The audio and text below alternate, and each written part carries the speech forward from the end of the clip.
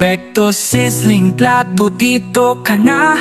Only rice, only drink, solve na solve ka. May gravy, may soup, laging may kasama. Sigurado sarap, lahat ay masaya.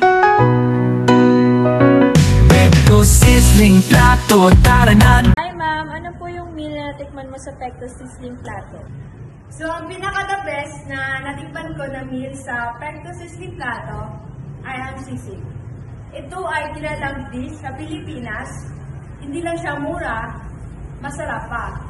Sa halagang 155 pesos, sulit na. Kaya ano pang hinihintay nyo? Arat na! Good afternoon po. Ano po yung favorite dish niyo po dito sa Pecto? Actually, lahat masarap siya. Lahat favorite ko. Pero may isang pinaka-favorite ko talaga, which is yung chicken barbecue. You know why? Kasi sa sobrang laki ng chicken barbecue, halos lahat ng sizzling plate na ma-maximize niya. At the same time, yung juiciness and tenderness niya sa loob, sobrang sarap. Makikita mo kung gaano ka-juicy kapag kinain mo.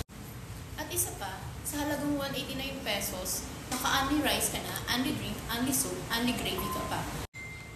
Tama nga yung sinabi nila. Papasok ang gutom, lalabas ang gusto. Kaya ano pa yung natin mo? Tara na kay Pectos!